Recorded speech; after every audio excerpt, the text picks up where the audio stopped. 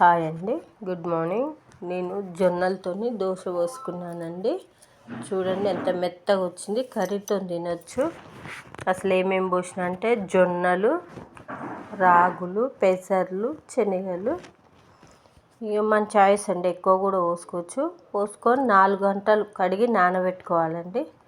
4 గంటలు నానబెట్టుకున్నాక మిక్సీ పట్టుకోవాలి. చాలా ఈజీగా టేస్టీగా చేసుకునే దోశ అండి ఇది.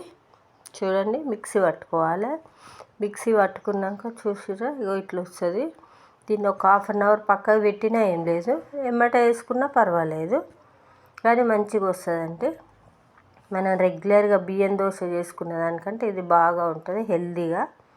చూసిరా, కొద్దిగా మందం వేసుకోవాలండి. అసలు ఎంత గట్టిగా వేసినా దాని లెక్క గట్టిగా రాదు, స్మూత్గా మెత్తగా ఉంటుంది ఇది.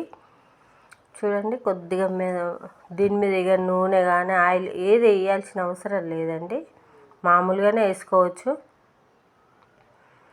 పిల్లలు చాలా ఇష్టంగా తింటారండి, హెల్దీ కూడా. చూసారా, సేమ్ అసలు ఏం గుర్తుపట్టరాదు, మెత్తగా ఉంటుంది అంతే. ఇంకా కర్రీ పెట్టుకొని తినొచ్చండి. చూసారా, ఓకేనా? చూసారా, మెత్తగా మంచిగా కర్రీ పెట్టుకొని తినొచ్చండి. పిల్లలకి పెట్టవచ్చు, ఈజీ టేస్టీగా చేసుకునే దోశ. ఓకేనా?